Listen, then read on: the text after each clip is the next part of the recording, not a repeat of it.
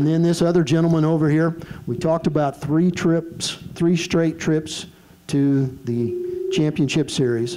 And with that, he's only been with us not even 2.5 seasons, because he joined us mid-season in 2017.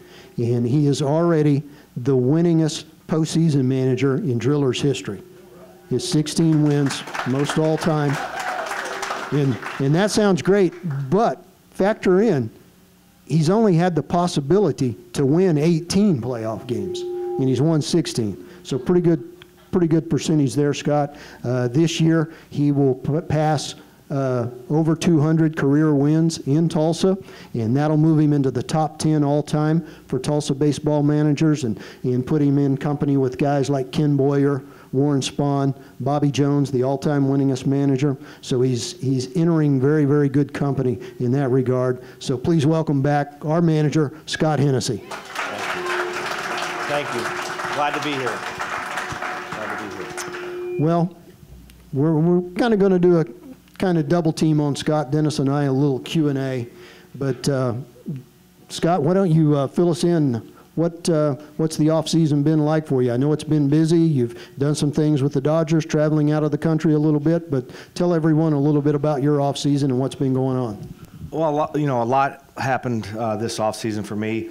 Went home, I don't know, 3 or 4 days or whatever it was, and then went back out to Arizona for our instructional league team, working with our young guys, which is a great opportunity for me to get to know them get to know me, and we've done a really good job of drafting. We have some really good young players that are going to be here sooner rather than later. Then I go home for about, can you still hear me? Yeah, I go home for about a week, maybe 10 days, and then the Dodgers had called me and said, hey, do you want to go to the Dominican? And I said, yeah, I do want to go to Dominican. And we have our academy down there, and went down there for about a month. Worked with, some more young guys. These are even younger guys, 15, 16 years old, that, some of them and guys that we have signed. A lot of ability, a lot of tools, raw, but some of these guys will be in Tulsa probably in the next 4 or 5 years. So that was basically my off season. Been in contact with Brian and Mike Malega, with the trade thing, with, the rumor with the Mookie Betts and David Price. And the original trade, we didn't lose anybody. And couldn't really believe that. We were on the phone every day, and they're like, are you hearing anything? I'm like, yeah, we're good. We haven't lost anybody yet. The trade went down, then it fell through. And then last week or whenever it was, we lost 2 of our best players in Jeter Downs and Connor Wong. But to get a player of Mookie Betts' status, one of the top 2 players arguably in baseball, and David Price, who still has some good years left, you're going to have to give up really good players. And we've developed those guys and enhanced their process of getting to the big leagues and maybe getting traded for somebody like that. And we did our job, and we lost them. And that's, you have to get Mookie Betts and to get David Price, you're going to have to give up 2 really good players, and we did. So that's where we stand right now. Yeah, our loss is Boston's gain, and it will be very interesting. It'll be fun to follow those 2 guys, even though they're out of our organization. And but we got 2 really good players. Yeah, you can't find Mookie Betts. Mookie Betts isn't growing on trees. And we're not going to get that guy where we pick in the draft, or David Price. So we got 2 really good players. Yeah, and it's going to make it fun following the Dodgers as well. And obviously the Dodgers are on a historic run. They just haven't been able to get over that last hurdle, and maybe this is the piece that will get them over it. Yeah. Dennis? Scott, Brian brought up the point that we just missed going back-to-back with Texas League titles last year, losing Game 5. But I'd take it one step further. Fans will remember, turn that off. Keep mine off? Yeah. Fans will all remember the 2017 season. And so the way I look at it, we're just 1 unearned run and 3 outs away from winning 3 back-to-back Texas League titles. Yeah. Yeah. but we didn't. And that's what you know, being in the family and being with us every day, that's what you got to live with. And that's what professional sports is. I mean, it's a tough business. It's tough to win a championship. Feel good about winning the one in 18, but we've lost 2. So that just keeps us motivated and to keep grinding and to keep going forward. And we're going to try our best to win another one this year and get back, and that's our goal.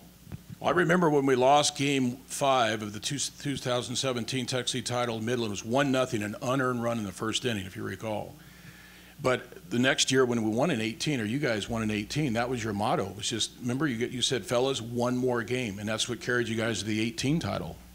Yeah, that's kind of, you know, and I don't know if people remember that a lot of you guys were here. It had rained all day in Game 5, and they had the field tarped, and when they took the tarp off, it was wet, and first hitter ground ball to Eric Mejia, who's, you know, got some big league time now and was a great player for us and a wonderful human being, and he just slips and throws the thing down the right field line, and that's you know, they end up scoring, getting a 2-out hit. We got 2 outs, and they got a 2-out hit, and just wasn't our day. But so close, but so far. But yeah, the motto was one more game, you know, one game better. And I don't know if we should use the inning or use the phrase one inning better, but you never know. The guys will come up with something, and we'll go with it, and that's going to be our goal, is to put a good team on the field for you fans in the city and try to get this thing done.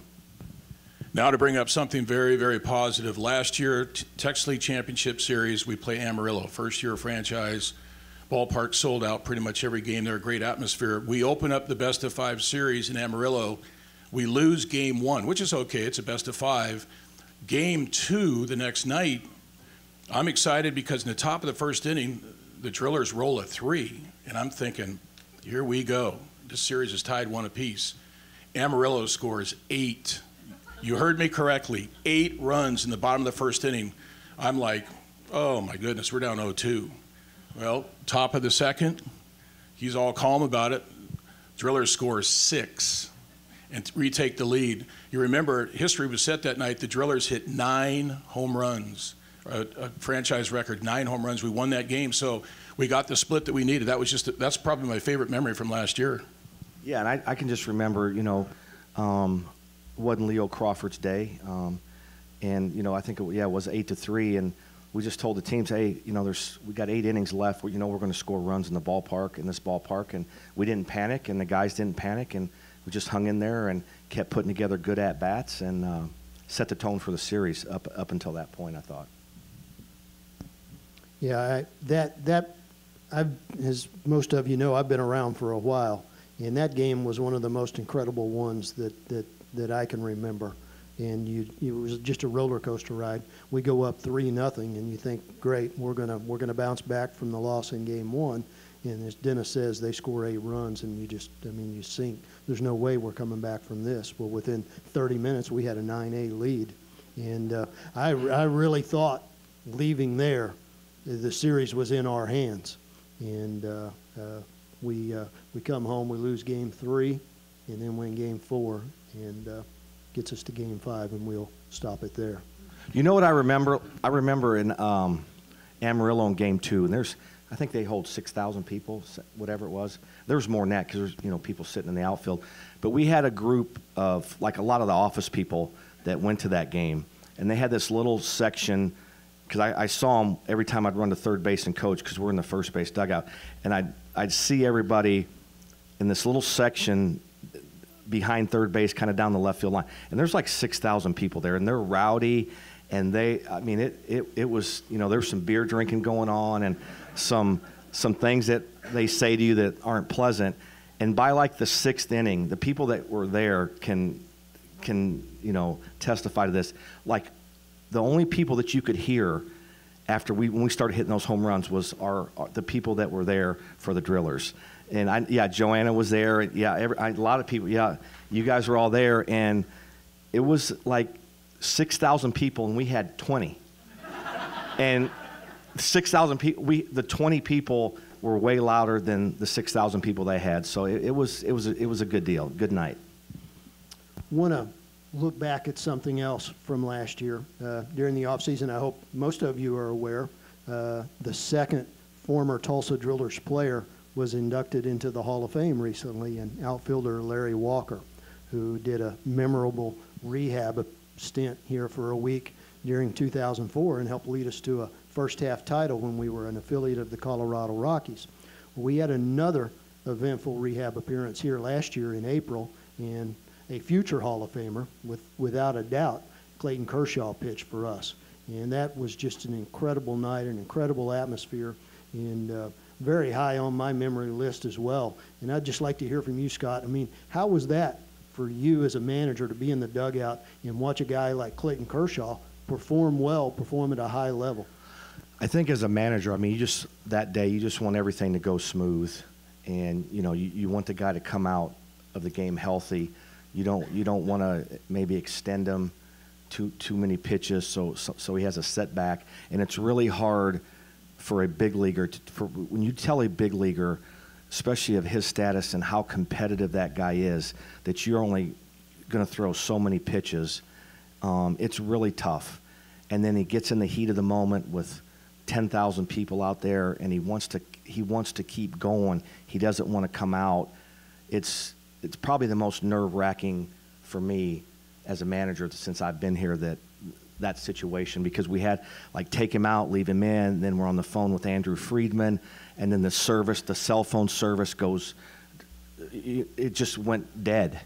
And now we can't talk to him, and you're just trying to make the best decision you can. I'm wanting to take him out, and he is not wanting to come out. And luckily, it worked out good, and he got back to the big leagues, and we won the game. We had a walk-off that night. It was just the best night ever. It was a perfect storm, and one night I will always remember. Incredible. And I'm no expert at picking nervous people out of a crowd, but I was watching you after you went out there to, I think, take Clayton Kershaw out, and he said, "No, I'm staying." And I watched you walk back to the dugout.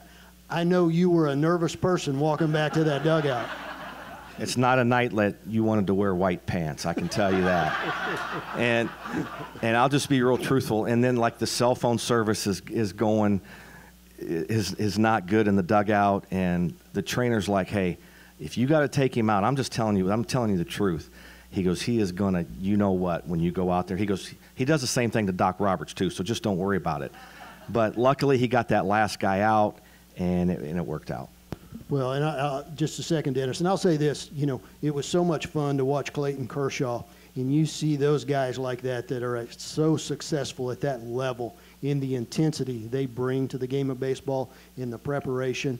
It's incredible. But Clayton Kershaw, from dealing with him, what a class individual that he was, and boy, did he represent the Dodgers organization so well here. And he was trying to get healthy to get back to the big leagues, but bottom line, he didn't want to be in Tulsa in the middle of April. He wanted to be in Dodger Stadium. But what a class individual he was. Yeah, he was. And I want to say this because a lot of people don't know this.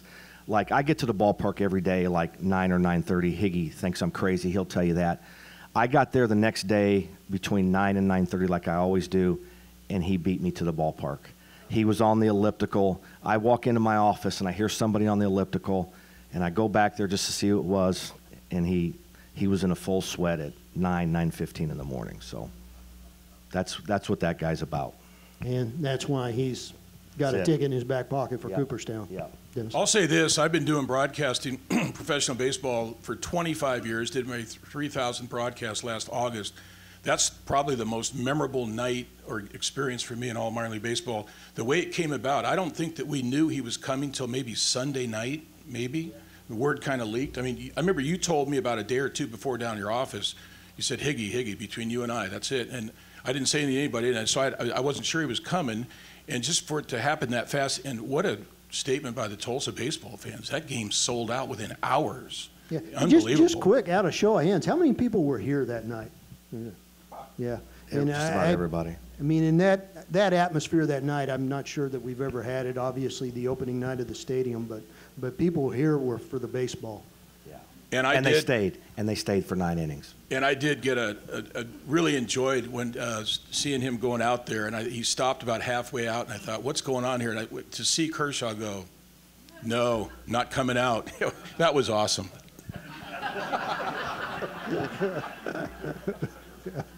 Well, we've talked about 2019. We talked a little bit about 2020 and the 2 guys that we thought were going to be here, but not. But that being said, there's still a lot of talent that, again, it's great to be in the Dodgers organization where right now the flow of talent just seems never ending.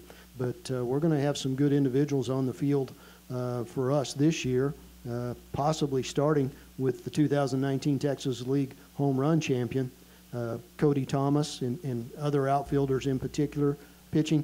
Why don't you address that, Scott, a little bit? Yeah, it looks like, we have our outfield depth in the organization is really good. In AAA, we're going to have DJ Peters, Lucas Raley, who just got traded back. Many of you guys will remember him. Zach Rex is there, Kyle Garlick. So my point is, Cody Thomas led the league in home runs last year, as did DJ Peters the year before. And DJ started here last year, and it looks like Cody may start here. I hope not, but there's a good chance that he does. We'll have Donovan Casey out there who came up here about 3/4 of the way last year. Drew Avens will be back, Carlos Rincon, and a guy you guys haven't seen yet is Jaron Kendall, probably going to play center field for us just about every day. A plus defensive outfielder. He is our best outfield minor league outfielder in our whole organization, can really run and defend. And then if he hits, which I think he will, he's got a chance to be an all-star. So our outfield will definitely be strong, and it's going to be crowded, and we'll have 6 of them out there, and we'll just put them in there and play them the best we can. Kind of change gears a little bit. I think people like to hear what it's like on the inside, and I'm able to travel with the team, and I consider myself lucky to do that. I'm kind of part of the team, but I'm not really, but these guys treat me great. But the road trips, I think people enjoy hearing about stuff like that. And how many of you have been on I-35 South and been to a Buc-ee's truck stop? Man. It's all Higgy cares about, to be real truthful. I'm telling you. Honestly. I don't pass That's all one. he talks about. It has become a hit with the team. I mean, we didn't stop until, maybe 2 years ago? We discovered I had never heard of a Buc-ee's until. No, I hadn't either. You told me. And it's unbelievable. And the players, I mean, it's brought new life to these road trips. When we go down to Corpus Christi and San Antonio, the guys were talking about the whole time. And when we stop there, everybody spreads out. We're there for like an hour. It's unbelievable. If you've never been before, it's like a self-sustained city. They've got everything you need, and it's hard to get everybody back onto the bus. And also, when we travel, a new twist last year, and I want you to go into detail about this because it affects you. This guy has learned to bring along a bedroll on the bus. He used to just sit in his seat like everybody else, but now he spreads this huge bedroll out in the front of the bus in the aisle, and he's out for like 6 or 7 hours the whole trip. Wakes up just as we're pulling into Tulsa, like, where are we? We're home. Tell him about that.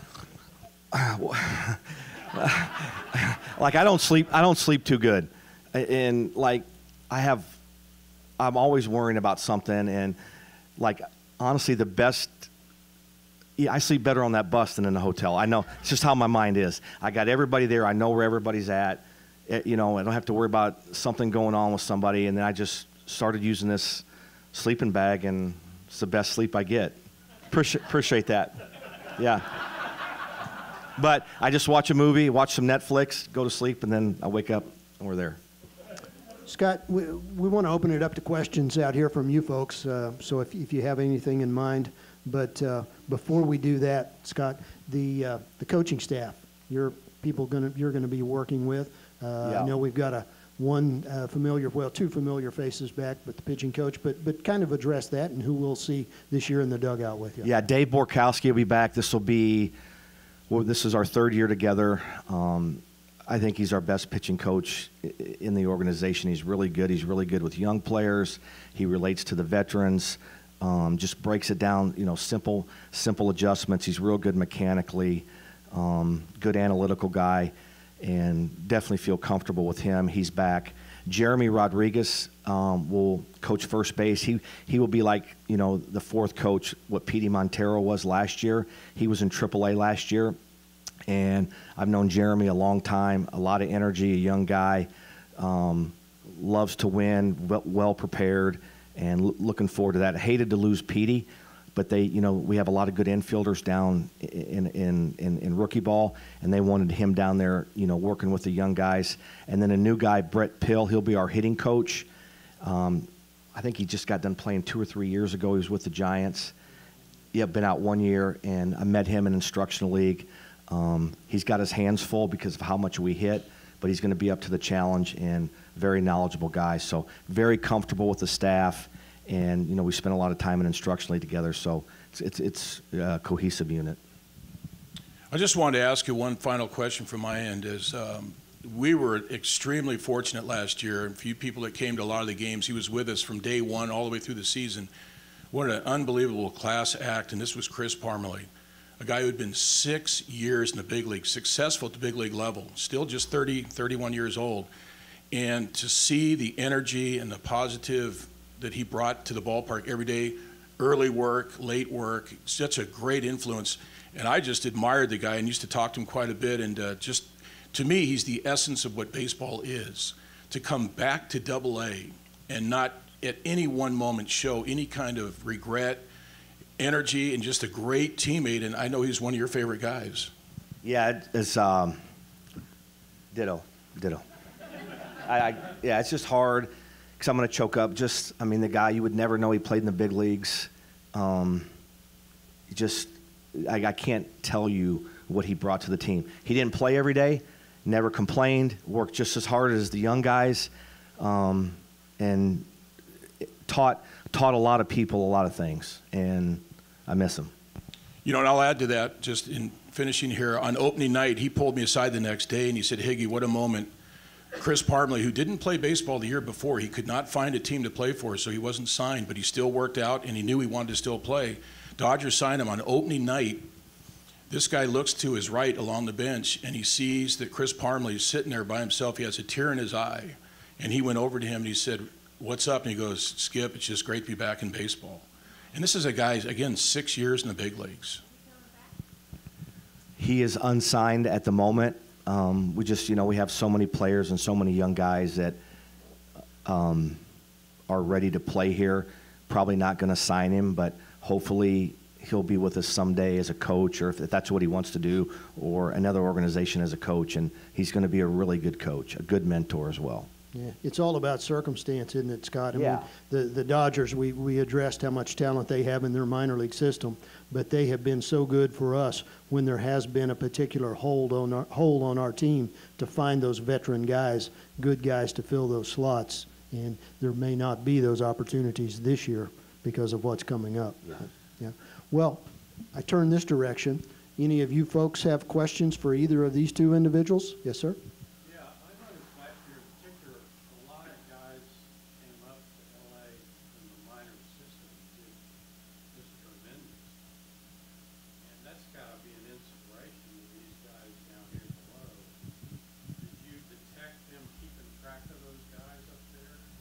Scott, here, let me just repeat the question so people watching online.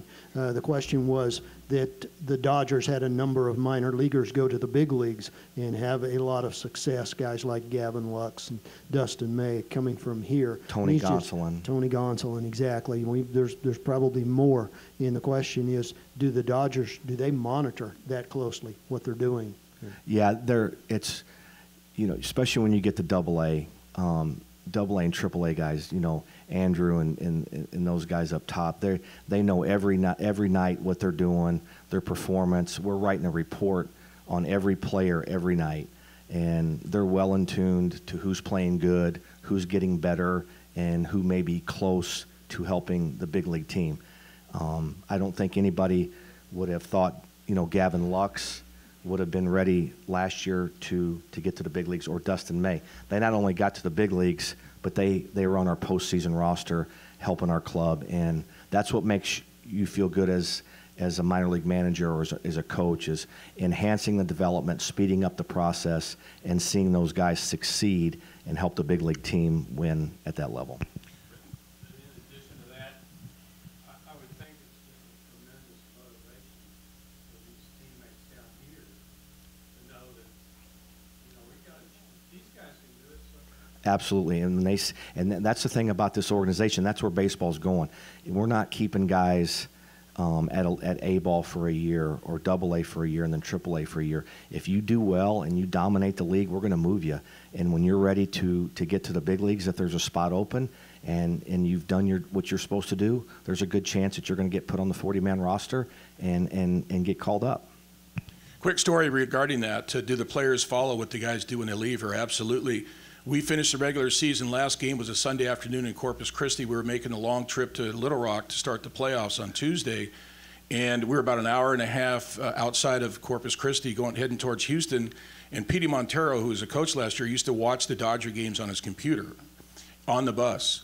And Petey goes, "Oh my gosh, Lux is in the lineup tonight. His major league debut was a Sunday night baseball game." And everybody on the bus came alive, all the players. And what did Lux do on the very first pitch? Whack, right up the middle for a base hit. Second at bat, doubled into the gap in right center field. All the guys in the bus were like, yeah, yeah, yeah. Way to go, Gavin. That was a great moment. And Jeter Downs, I'll never forget that. Jeter Downs looks at me because he came up there and he goes, "Gavin Lux just played his last minor league game. He's not going to play minor league baseball no more." That's what he said. Yeah, we were fortunate enough that he spent a part of his minor league career in Tulsa, and what a great individual as well. Yes, sir. So when are you heading to Arizona, and do you have a list of players that you're looking at on the bubble to come in Tulsa? Yeah, I mean, I go to Arizona, I think it's the 16th, fly from here right to Arizona on the 16th, and we have a meeting on the 16th, first full club workouts on the 17th. Yeah, we pretty much know who is going to be here. We may not be done trading. We may trade, we may not. Somebody may get hurt in the big leagues, and we have to call a guy up from AAA, and then that moves a guy, or it could be vice versa. Guy from AAA comes back here. So we'll just get through spring. We'll get to spring training, get everybody healthy, and then see what we got. But we'll be competitive, and it'll be a good year for the fans. How you doing? Good. You spoke about the outfield. Can you talk a little bit about the infield? I think guys, Christian Santana probably is going to be back here to start. Hit 300 last year, I think like 12 home runs, 70 RBIs. Probably needs another month or two before he goes to AAA.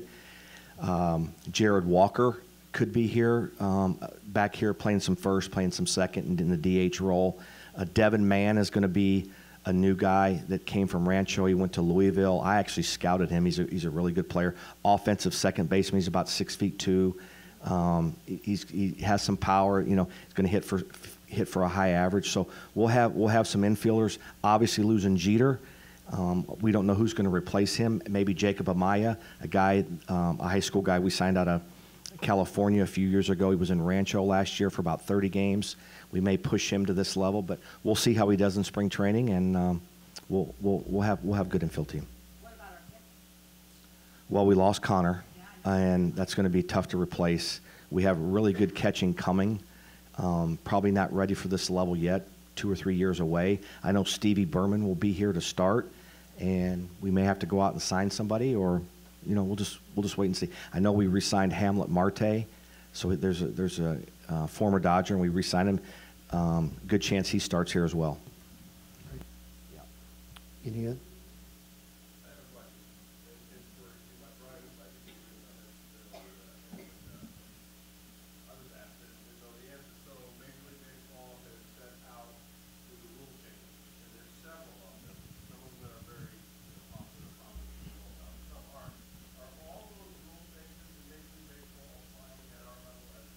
Well, Scott and I talked about this. The big one, the 3-batter minimum, was already in place last year for us. So Scott dealt with that last year. There were some people who probably were not aware of that, but yeah, that was in place. The expanded rosters to 26 will not affect us. We'll stay at 25. I think there's some speed up rules as well that we've already 20, I think 20 seconds now on the replay instead of 30, something like that. Yeah, which we don't have. That doesn't affect us.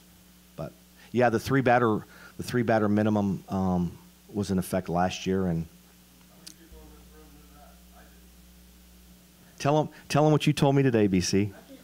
I can't believe you people didn't know that. You watched 140 games, and I say that because I said we talked about it right before coming in here, because I had forgotten that we had that last year as well. So obviously it was an implementation that for fans like us, it doesn't really change anything. It affects you and Dave Borkowski. Yeah, actually, Bork saved me a couple times last year where I'd want to get, we had a matchup left on left, and then we had, maybe a righty on deck, and I'm like, hey, can we get Spitz up here? He goes, Henny, he's got to, Michael Boyle's got to face 3 hitters. I'm like, yeah. So Bork, you forget, the heat of the moment, and the adrenaline gets going, and you forget sometimes. But that's why you have a good coaching staff and guys you can trust, and it'll pick you up on a situation like that. Definitely. Any other questions? Go ahead, Jason. I want to go back to the catcher thing. 'Cause watching last year and watching all the games that I watched last year, and I watched Dustin May in particular, and I watched how he struggled a little bit, and then when I saw him turn the corner, going back to the catcher, how much did having a veteran catcher in your dugout working with him? I know it's never one thing, but how much did that have to do with him turning the corner? Let me just repeat that, Scott, so if people watching online. Question is, we had a veteran catcher last year, Josh Thole, who is, I assume, who you're referring to. Jason, ex-big leaguer, caught a no-hitter in the big leagues, and he's asking, how much of an effect did that have on the development of some of our young pitchers, such as Dustin May? How beneficial was that? Anytime you can get, a guy that's 6 or 7 year big leaguer, and a guy that studies like Josh or Chris Parmelee, anytime, they can set those guys down and between their starts and say, hey man, we got to tighten up that slider, we got to locate this pitch better, or we got to use this pitch to set up that pitch. It just enhances their developmental process. And those guys, that Dustin May, the younger guys, Tony Gonsolin, like Josiah Gray, they have instant credibility because they've been there and been successful, and it did turn the corner for him. Yes, ma'am? How much do you decide on who goes in, who comes out, as opposed to what the Dodgers tell you? Or do they tell you? The Dodgers don't tell us anything. It's our lineup. Now we have a pitch count. The only thing that they really set, and we can fluctuate with it a little bit, not much, is the pitch count. And we can maybe go 2 or 3 pitches over at times on the pitch count. But as far as the lineup, who I play, where I bat them, who pitches when, that's up to us and our staff, which is that it's a really good thing. A lot of organizations aren't like that, but we're fortunate that Andrew trusts us and everybody else, and it's a neat deal. You're welcome. Yeah, thank you.